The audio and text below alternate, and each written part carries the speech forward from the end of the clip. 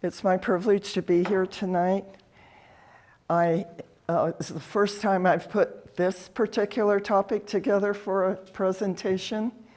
I'm very eager to get your feedback, and there's going to be some interaction, so there'll be some assignments and a couple of volunteers I'll be asking for.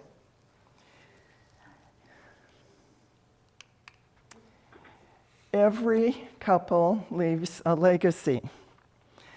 This is my parents. I'm the little blonde sitting between mom and dad. My parents left a legacy of integrity, honesty, faith, hard work, but they didn't know how to treat each other very well. And by the time I was 3 or 4 years old, my decision was, I'm going to have a happier, more loving marriage than I see in my parents. That set the trajectory of my life. What I didn't realize was the years from then until I'd actually have the skills that gave me the happier, loving marriage that I wanted. We're all leaving a legacy. The interesting thing that I still find amazing is by the time I was just a couple years older than that picture on the right, I saw myself writing books to help other couples have happy relationships. I was about 45 when I published my first book. It took that long for me to have anything worth writing about.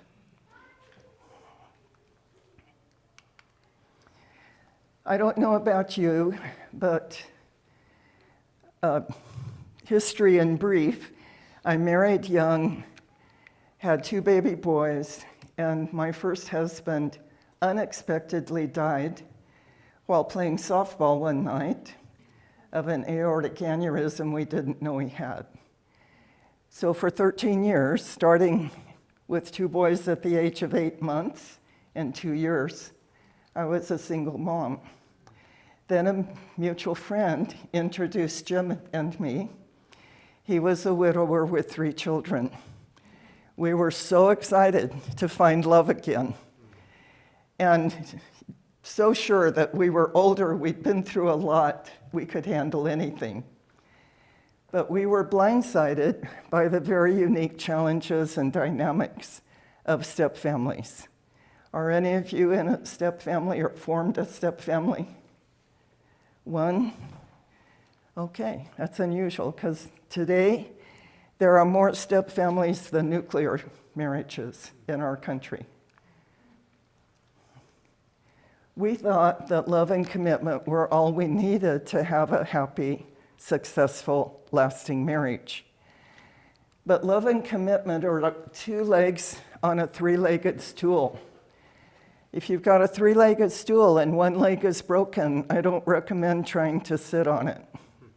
It won't support a marriage over a lifetime. The 3rd leg is respect. The statistics tell us that the couples who go the distance with their marriage know how to manage conflict with respect for each other. It's when couples don't know how to manage conflict that the relationship begins to unravel. There's emotional distance between you, unresolved issues that are frustrating. Jim and I only had 1 issue, but it was a big one that we both thought was pretty important. What started out as small disagreements over time, because of our frustration, turned into fights, verbal fights. Most marriages start out with love and commitment, and many of us might go back and forth between respectful behavior and disrespectful behavior. But the more time you spend on the disrespect side of this journey, the more apt you are to end up with a marriage that's very unhappy. You're unhappy with the marriage, you're unhappy with your partner, You probably are unhappy with yourself. The more time you spend on the respectful side, the happier you're going to be with your relationship, and the happier you are probably going to be with yourself as well. So how do you act respectful when you're triggered, when you're mad, when you can't agree? That was the dilemma that Jim and I had. But we kept thinking, we're adults, we're grown-ups. We should be able to fix this. But the more we tried, the more frustrated we got. Until finally, we were unhappy enough and mad enough at each other that we looked for help. You have this quiz that was designed to go in our first book. Our first book was called How to Stay Married and Love It. We wanted to stay married like our parents had, but we wanted to love it more than it looked like they did.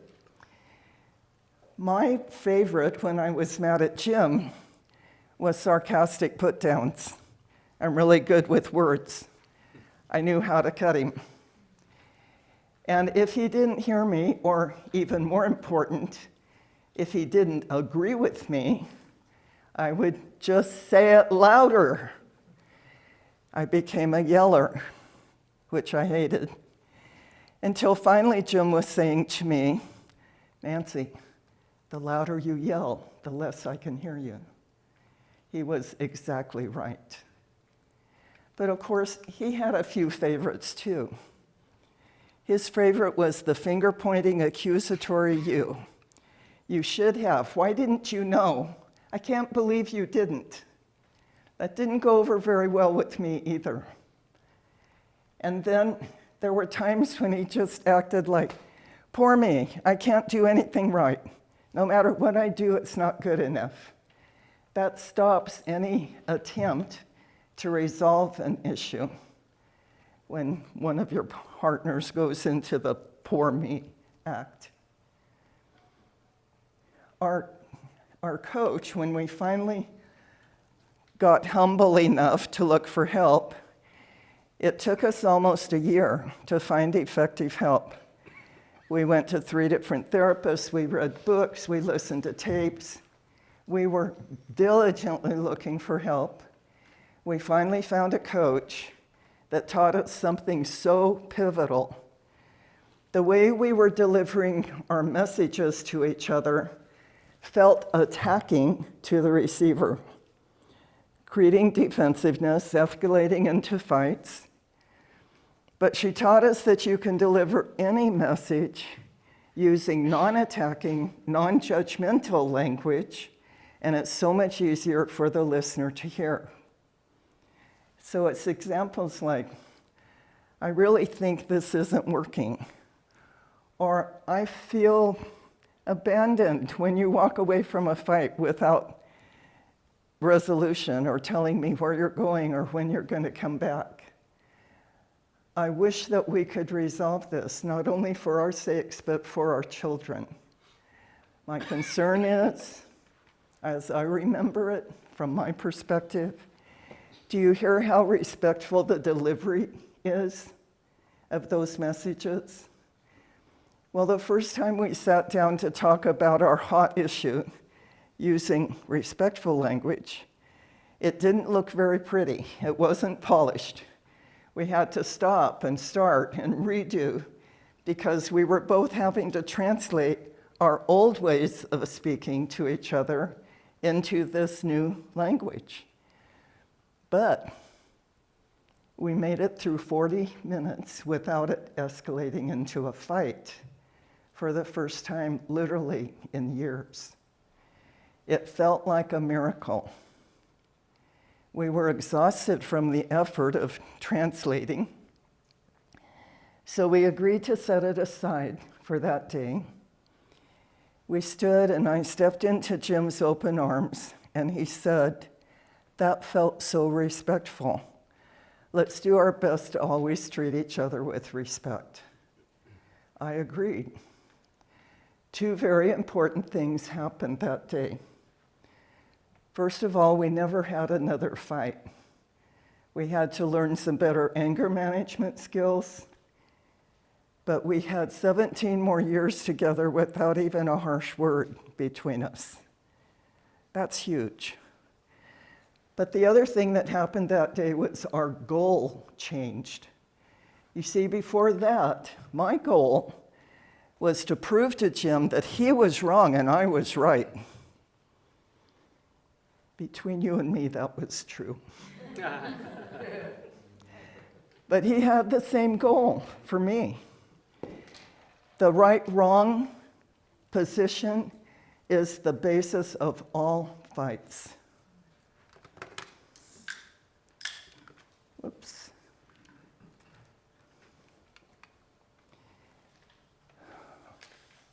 We weren't the only ones suffering in this family.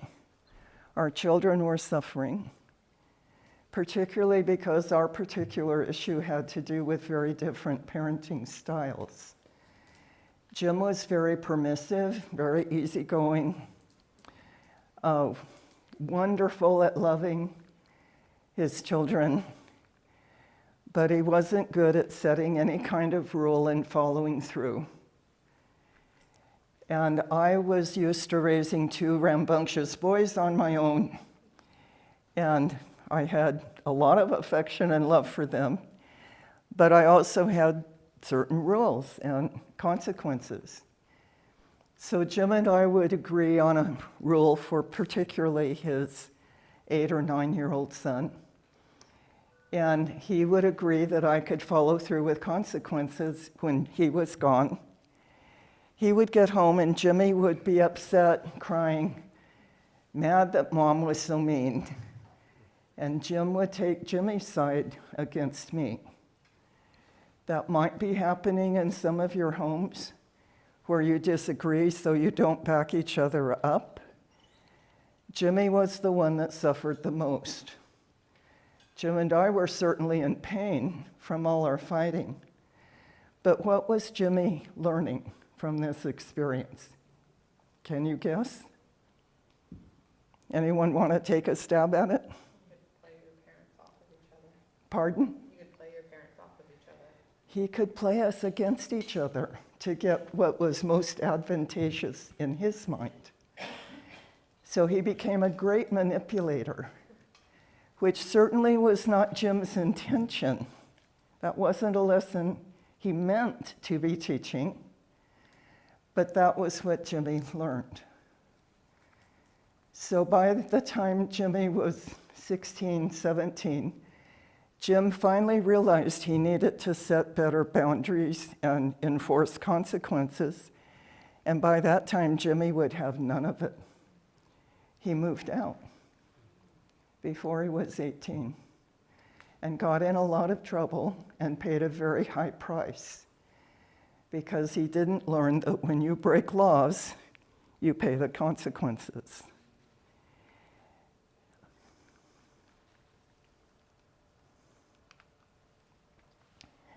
So, when you get triggered by your partner, what do you do with the energy of anger? Anger is such a powerful emotion.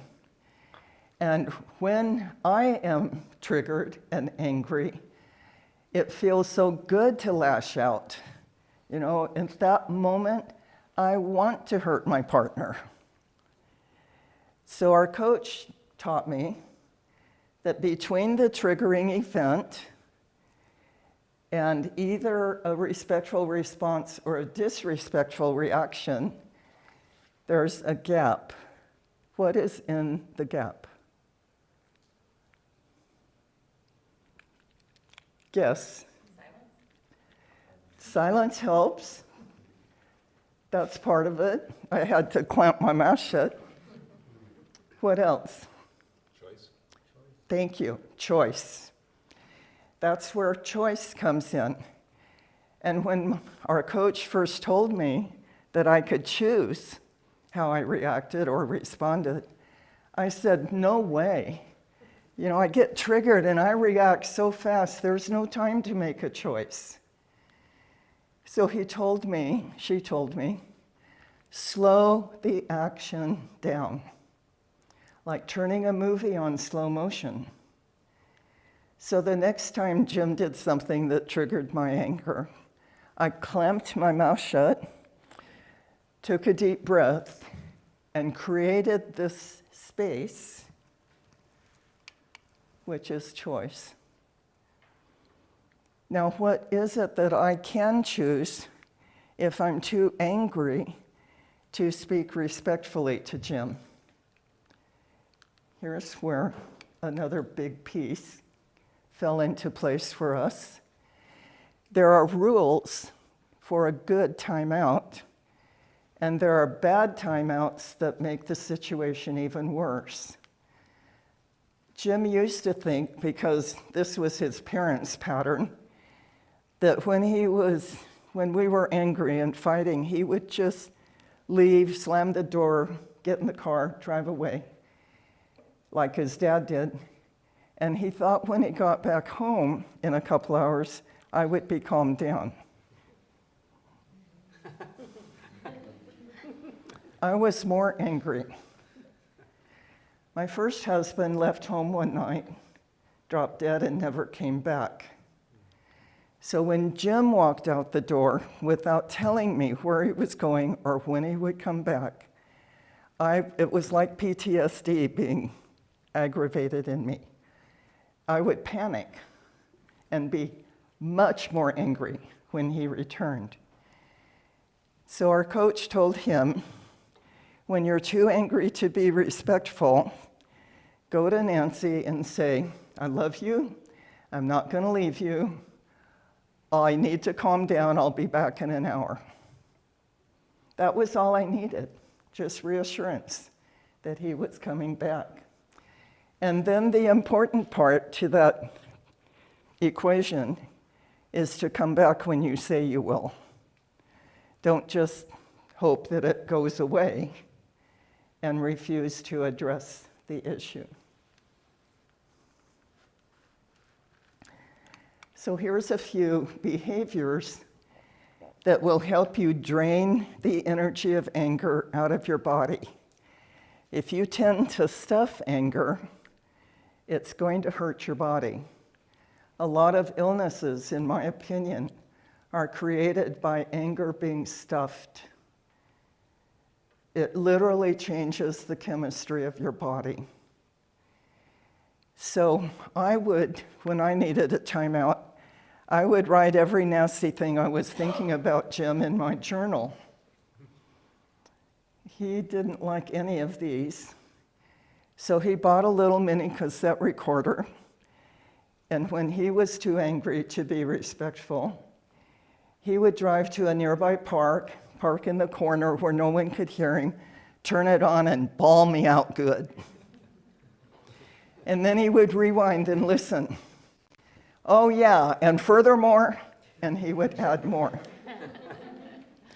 Until finally, when he listened, it started to sound humorous to him. Then he knew he was ready to come home and talk about the issue respectfully. We had an agreement. He would never read my journals. I would never listen to his tapes. Of course, we have them on our phones now, the tape recorders. It's interesting that after he died, I was getting his car ready to sell, and I found the mini cassette recorder under the driver's seat, and I just smiled and dumped it in the trash. I didn't want to hear it. I wouldn't break my agreement with him, even though he was gone. This is Ryan and Nassim. They were clients of mine last year. They had a very contentious marriage, similar to Jim and me. They were fighting a lot. She came from a very volatile Italian family that fought daily. That was part of their culture, I guess. But it was very disturbing to their 6-year-old son. He would run and hide when he heard them fighting. So that was what motivated them to look for help. They worked very hard to learn the skills that I've barely touched on tonight. A couple months later, the little boy walked in the living room and he saw them on the sofa and he said, "What's going on?" And Ryan said, "We're just having a conversation." And their son looked at them and said, "You guys are doing so good. You hardly ever fight anymore." It felt like they had won a blue ribbon for all the hard work they put in to learning better communication.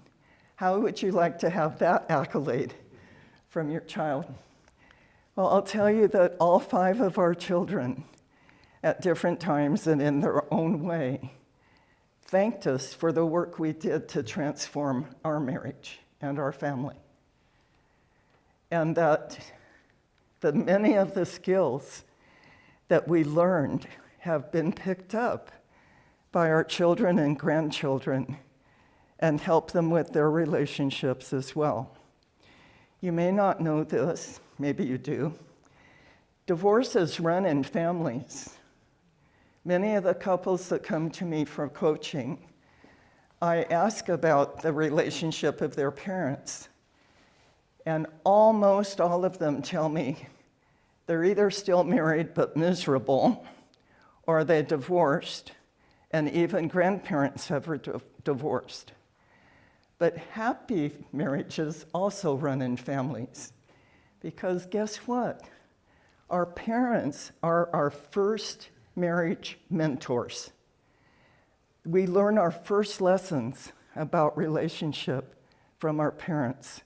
We absorb it unconsciously.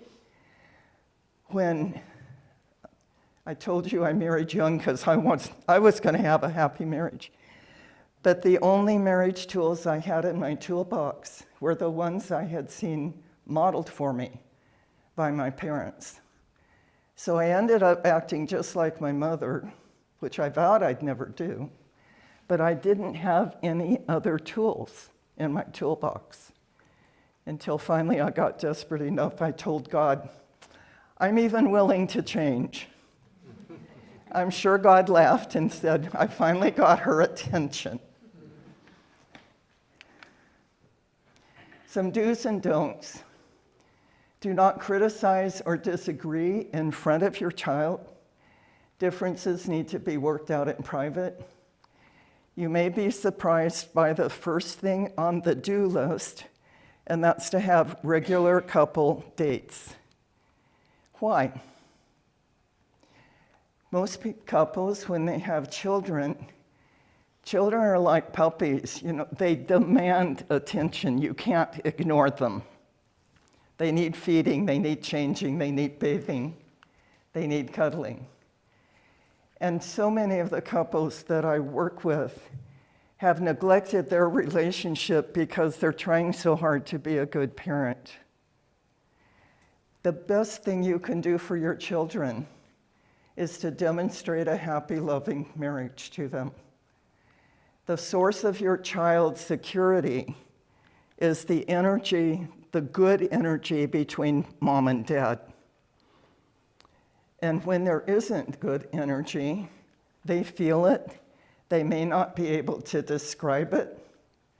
They might not be able to verbalize to you how it's affecting them.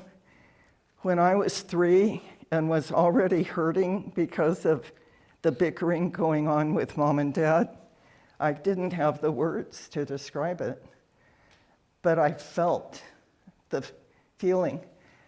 Recently, I read a book of a doctor that has studied trauma in children for many years, and he said that children as young as 2 weeks old feel the energy in the household, if it's traumatic, if it's chaotic, if it's contentious, versus calm and loving. What book is that? Pardon? What book is that? It's a book by Oprah Winfrey and Dr. Somebody, and it's called What Happened to You. It's fascinating. I listened to the audio version of it, and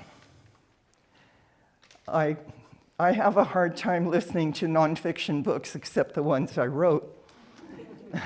But that book I couldn't put down. It was so fascinating. Present a united front and back each other up. Zach and Stacy came to me early this year. Stacy was so angry, she had like a 3-page list of things she was mad about. And she would not let me open my mouth until she read the entire list. And I just thought, good for you, get it all out here. Well, over the next few months, they began to communicate better. And one of the issues they had was Zach had kind of disconnected himself from the marriage or from parenting their son because he was afraid of triggering Stacy's anger. After a few months of working on better skills, he discovered that they could talk about anything. He was actually free to bring up an issue and talk about it without it turning into a fight. They didn't quite know how to handle their 16 or 17-year-old son. She had done most of the parenting until I gave them the assignment of reading my book called Pungent Boundaries, about the lessons I learned from my son, one of my sons. Anyway, they agreed together on some rules and consequences. They agreed that they would enforce the rules together. They would back each other up. A few weeks later, their 17-year-old son looked at Stacy and said, "What's going on? You don't have my back anymore." When they told me that, I just laughed. He was seeing a united front for the first time in his life. And they were parenting together for the first time in a very long time. I interviewed them recently on Zoom. It was really fun to hear 6 months later all the benefits that they're still experiencing from what they learned and keep practicing. Because a questionnaire that Oshik sent out, you said that you want ideas about parenting teenagers. Raise your hand if that's true for you. Okay, roughly half. Well, when Stephen, my eldest, was about 16, 17, he was in love with Camaros. And we had a half-acre lot, and he bought 2 junker Camaros and cannibalized one of them to try to get the other one running, which it never quite did. But those junk cars had been sitting in our backyard for months, and I had lectured, which doesn't work. I'd been angry, which doesn't work. I'd reminded, I'd made him promise, and the promises never happened, which made me even more angry. Finally, one day I said, "Steve, when is the earliest you can have those junkers out of our yard?" "Sunday." "What time Sunday?" "Nail it down." 3 o'clock. "Okay, if they're still in the backyard at 3 o'clock, I'm calling a wrecker to come and haul them away." "Okay, Mom, no problem." Sunday morning, he came to me and he said, "I'm so sorry, Mom. I can't move the cars because my friend here and I have made plans for the day." No argument, no anger. "Sorry, Steve, that wasn't our agreement. So at 3 o'clock, the wrecker will come if they are still in the backyard." He hustled around, borrowed a friend's trailer, got them out of the yard by 3 o'clock. There's magic to boundaries with clear consequences. Even very young children, if you think you're teaching them by lecturing, you're wrong. You're only creating resentment from your lectures. If you were to give 2 or 3 simple rules to a 2-year-old with appropriate, age-appropriate consequences, they will learn very quickly. As children get older, you add a few more rules, appropriate consequences. So some friends of mine, when they married, it was a step family. She had 2 teenagers, and she and her new husband agreed on the house rules that were important to them. And then they went to the teenagers and said, these are the rules, they're non-negotiable. But you get to help us decide what the consequences are. So their kids helped decide the consequences. And in some cases, they chose a consequence that was far harsher than my friend would have chosen, so they kind of dialed it back. But as an example, the 16-year-old daughter had a curfew of 11 p.m. on the weekends. She went out on a date. Mom noticed 11 o'clock came and she wasn't home. So Mom sat in the living room waiting for her. She sneaked in the front door at 11:30.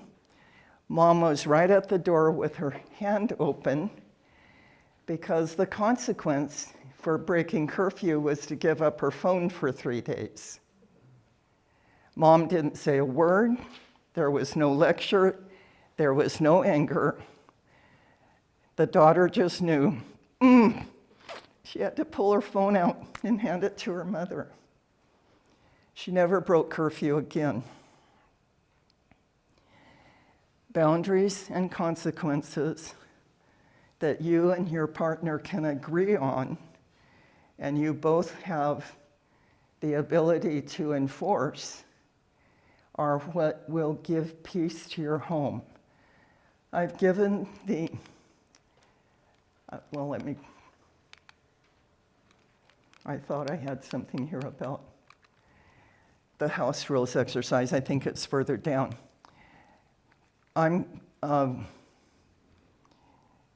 House rules are something that the 2 of you agree on, and you agree on the consequences, and you enforce the consequences without emotion, just cut and dry. It's like a cop stopping you for a speeding ticket. Arguing won't get you anywhere. It's just a ticket. You might as well shut up and get ready to pay it. When you enforce consequences with your children, it needs to be that non-emotional, no anger, no resentment, just sorry. There's the list of the house rules. In one case, a couple posted them to their refrigerator. They called them the refrigerator rules. So they're there for everyone to see very clearly. And as I said, this works for small, medium, big children.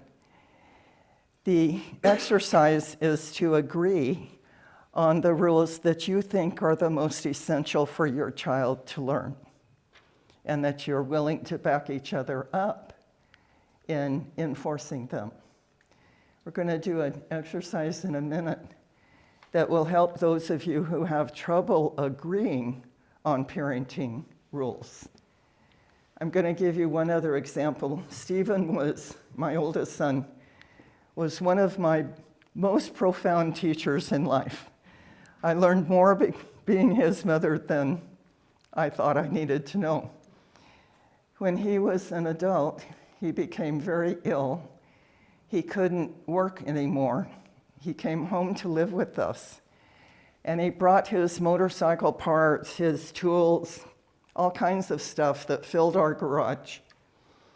And all I wanted was just room to get to the washer and dryer and my gardening tools on one wall. And the other wall had my workbench and cans of paint and stuff that was mine. So I reminded, I lectured, I tripped over his tools. I felt used and abused. And finally I got smart and got a roll of masking tape and a yardstick and mapped out a 3-foot wide sidewalk in front of the washer dryer and another sidewalk in front of my things. And I said to Steve, "Do you see the masking tape?" "Yeah." "Well, Steve, anytime I find anything of yours on my side of the masking tape, it's going in the trash. You get it?" "Sure, Mom, no problem." A couple days later, I went out to do the laundry, and there was a motorcycle engine on the washing machine. And I thought, he knew the boundary, he knew the consequence. I'm not going to waste time reminding him or giving him a guilt trip because he didn't follow the rule. I just put the engine in the trash. And unfortunately, the trash man didn't come in the next couple of days. But Steve finally came in and said, "Do you know where my motorcycle engine is?" "Yes, I found it on the washer. It's in the trash." He didn't even argue. No reaction, just, "Oh, yeah." He went and got it out of the trash, and there was never anything left on my side of the masking tape again. For younger children, one of my clients, check my time here to make sure I'm not taking up too much time. She was frustrated with her 3 boys from about 8 to 14 that were just leave junk all over the house, drop their shoes, drop their backpack, leave dirty dishes. And she lectured and was angry and bawled them out, and nothing helped until she got a 5-gallon bucket from Home Depot, one for each child, wrote their name on it, put them in the garage. Anytime she had to pick up anything that they dropped, it went in the bucket in the garage with their name on it. Then if they were missing shoes or baseball glove or whatever, they knew where to find it. It was in the garage with their name on the bucket. Thought that was pretty clever. Okay, we're going to do this exercise. If you are here with your partner, do it with your partner. If you're not here with a partner, raise your hand, find someone else whose hand is raised, and move around until you have a partner as quickly as you can, and then I'll demonstrate this exercise.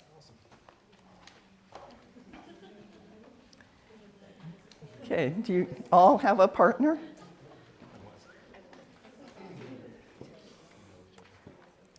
Is anyone else needing a partner? Okay. So I'm going to be both the speaker and the listener for just a minute.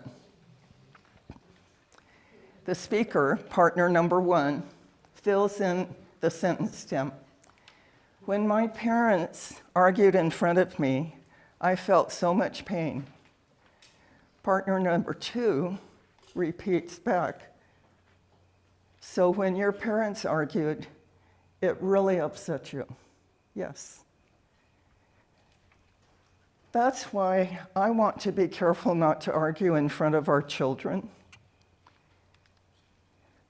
So that left such an impact on you that you're determined that we not argue in front of our children. I believe the benefit to our child will be a greater sense of security when our child sees mom and dad working together, not against each other. So you want our child to feel more secure than you did as a child. Okay. If we did it this way, I would feel so relieved that we're doing the best job we can for our children. And partner number 2 repeats it back, and then you trade roles. Okay? Each partner will have 1 minute, so don't go into a long story.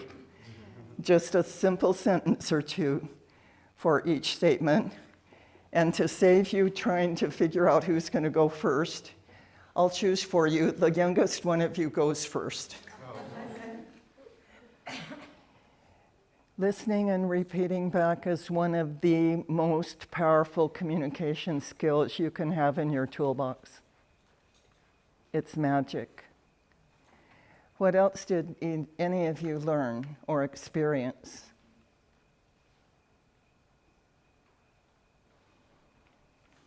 Okay, nothing? Or nothing you feel free to share? Yes. I think it made me a better listener because I knew I was going to repeat it. That is nearly always true when I teach couples the skill. I call it listening for the purpose of understanding. What are many of us doing when we act like we're listening? Thinking of our response. Forming our rebuttal, remembering what needs to go on the grocery list. When you establish empathy between you, it is so much easier to work out a solution to whatever the issue might be. Anything else that any of you'd like to share? Yes? I was impressed how quickly having this structure enabled us to discover some specificity in our childhood Yes. that we hadn't even talked about before. Yes. You know, like we were hitting some details that I don't think we've even really talked about in a specific way, and we're just here as part of this. You know. It's fun, isn't it? Yeah, very cool. I doubt that there's anything that can breed joy to a child's heart more than seeing a genuine affection between mom and dad. Fun. In contrast to that, I saw my parents hug one time in my entire life. They just didn't know how. They were raised in very poor families, so survival was the goal. Being emotionally intelligent, being nurturing, that was way down on the list. Making sure we got food on the table and we were clothed was a much higher priority.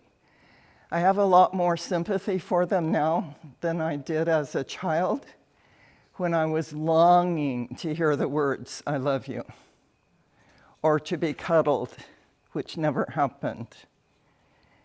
So the emotional needs in my family were very low on the priority list.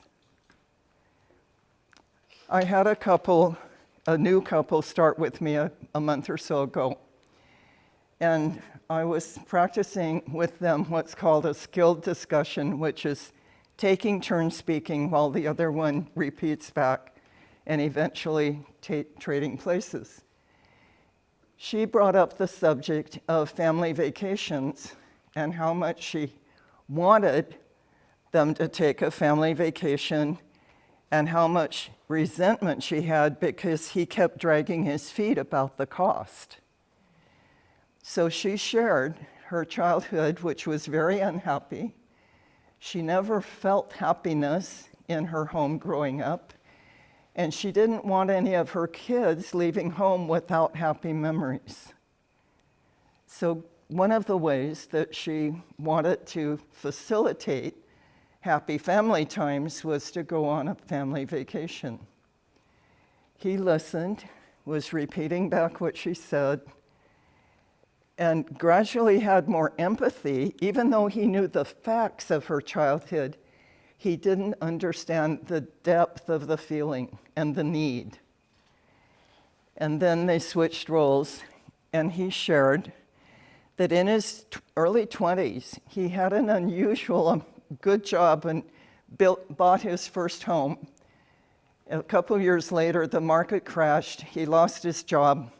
The house went into foreclosure, and he was deeply in debt that took him years to dig out of. And he is so nervous about ever letting that happen again that his priority is savings. And she knew the facts, but she didn't realize how deeply it had wounded him. By the time they finished, each of them sharing, they had so much empathy for each other that they came up with a plan that she would map out 3 different things they could do as a family before this summer was over. And she would have the cost of all 3 things, and he would get to choose what they would do based on what cost he was comfortable with. They took all 3 children for 2 days to Disneyland about a month ago, had a blast, spent the amount of money that he was comfortable with and that they had agreed on, because they finally were able to put each other in the other's shoes and feel the feelings, not just understand the facts. That's the magic of this. I've had one couple that they actually had divorced. They each were seeing their own therapist. They stayed in touch because they liked each other. She just couldn't live with him. They signed up for a coaching package with me. And after about the 6th or 7th session, they remarried.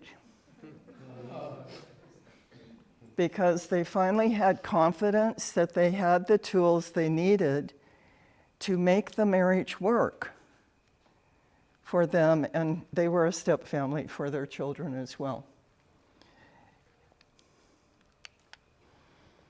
One of the things I hope you are conscious of teaching your children is emotional literacy. The way I define that is that the kids understand that there are no bad emotions. Every emotion we're given for a purpose. It's what we do with that emotion that can be bad or good. And not all behaviors are acceptable. My son Peter, when my granddaughter was about 16, she was bratty, and one day she was just being snotty to everyone in the family. And he finally went nose to nose with her, and he said, "You may not be able to help how you feel, but you can help how you act. Go to your room until you can treat all of us with more respect." I thought, yay, Peter. Yay, Peter. This is an exercise that I've given many couples to use with their children. After we do the exercise, or I demonstrate it, I'll tell you some of the effects that it's had on clients and their children. I need a volunteer. You won't have to say anything embarrassing. Thank you. And your name? It's Emily. Emily. I love the name. Thank you. So, Emily, you can make up the answers. It doesn't have to be real. So when you came in the door today, it seemed like you were kind of agitated. I'm wondering if you're willing to do a little exercise with me. Okay. What are you mad about? I was feeling uncomfortable about the way bedtime was going, and I just had to leave the house. What else are you mad about? Trying to balance my life. And I would keep asking that question until Emily says, "I can't think of anything else I'm mad about." What are you sad about? The political state of our country. What else are you sad about? The state of the environment. Okay, and I'd keep asking that until she can't think of anything else. So what are you anxious about or afraid of? I'm anxious about the future. Because she used the word anxious instead of afraid, I'm going to use that back. What else are you anxious about?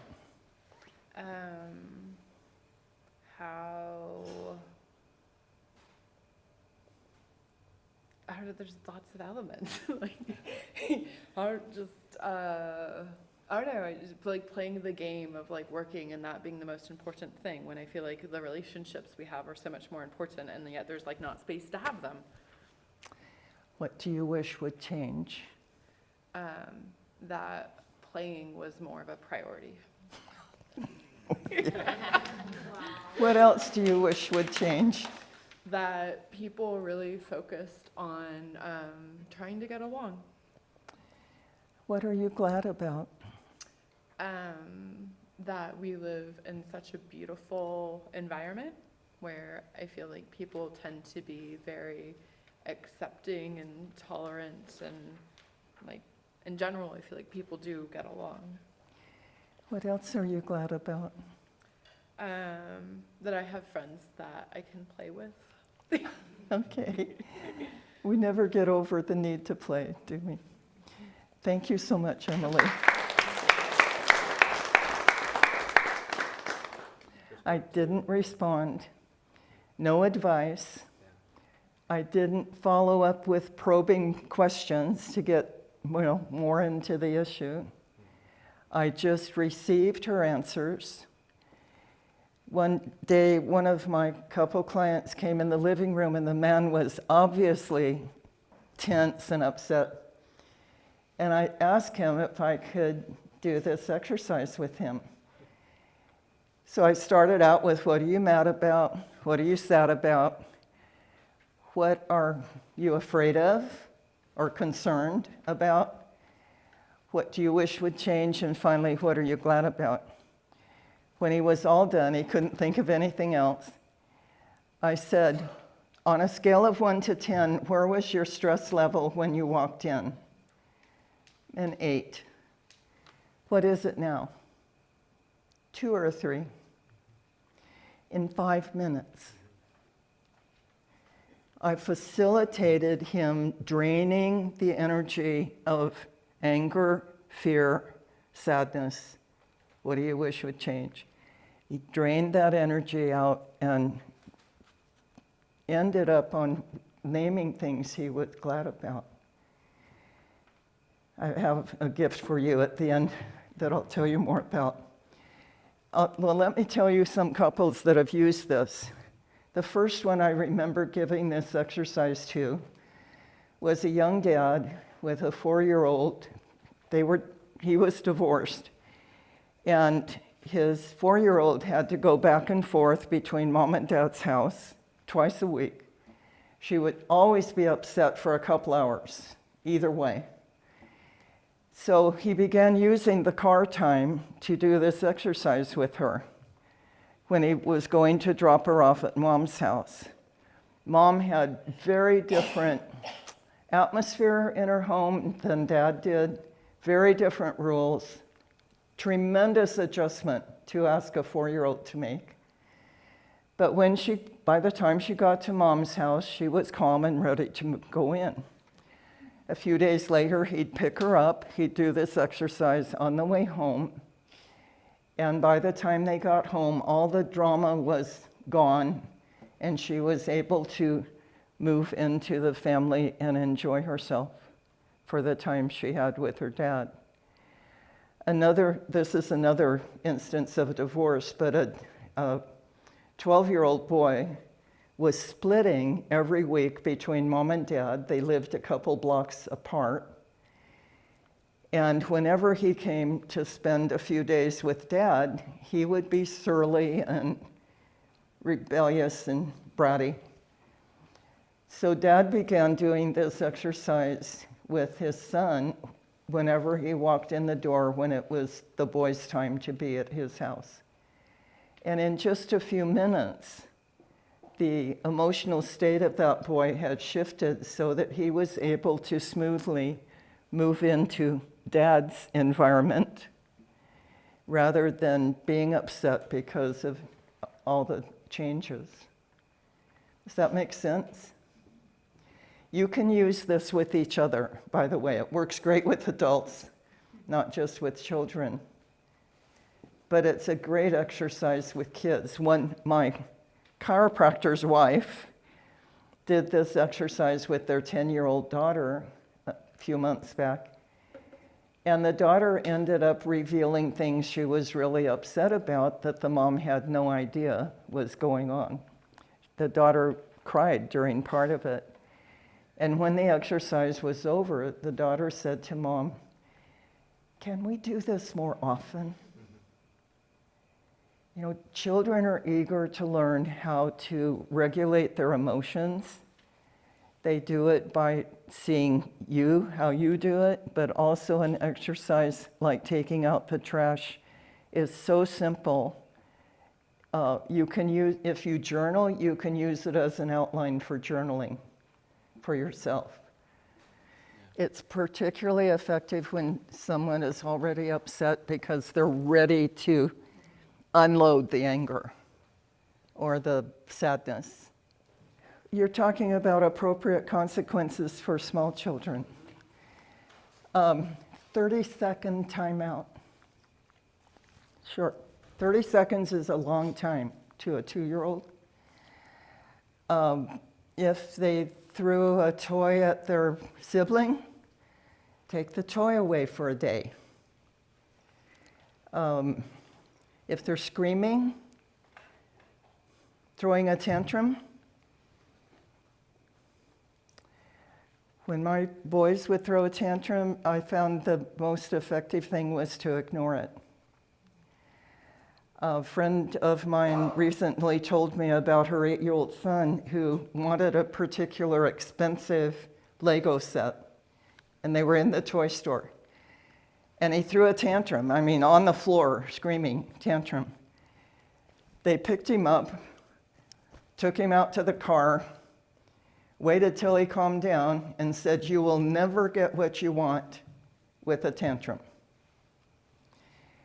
Now, another client of mine, and he went to work and earned the money in 30 days to buy that Lego set.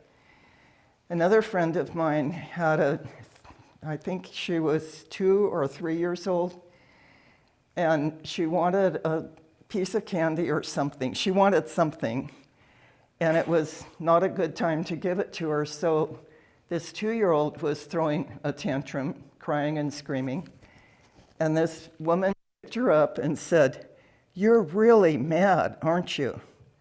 "Yes," kept crying. "You're mad because I won't give you what you want, right?" "Yeah, you won't give me," whatever it was. Do you hear the empathy? She was repeating back her emotions, and "You're mad at Mom." "Yes, I'm mad at Mom." "Well, I'm sorry that I can't always give you what you want, but I really love you." And the 2-year-old buried her neck, her face in her mom's neck, and the tantrum was over. I believe that one of the deepest needs we as human beings have is the need to be heard, to be understood, not to be agreed with, not to get what we want always, but just to be heard, which is what repeating back does even for a 2-year-old having a tantrum. Did I answer your question? Okay. Very good. So house rules, I've already talked about. Everywhere in life that we go, there are rules and consequences. Every game that's played, every sport, every teacher that hands out an assignment, there's a consequence if you don't turn it in. If you get a ticket, there's a consequence. The judge isn't going to care whether you were tired or distracted. You still have to pay the ticket. So house rules is an exercise. If I get your email, I will send to you. Instructions for house rules to take the drama out of discipline. You will also get the exercise taking out the trash. That didn't originate with me. On the page that you'll get, if there's a reference of where I got permission to use it. The communication inventory that you got tonight, the respect diagram, and you get $100 off the Millionaire Marriage Club, which is my online course that teaches all the communication and conflict management skills that I have barely touched on tonight. Like Jim and me, you are creating the marriage and parenting legacy for your child. It's happening day by day. Like Jim and me, you will certainly not be perfect. I've never met a perfect parent. I don't want to meet a perfect parent, frankly.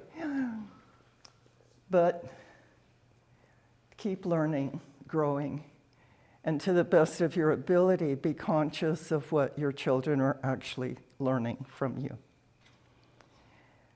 You've been a great audience. Thank you so much.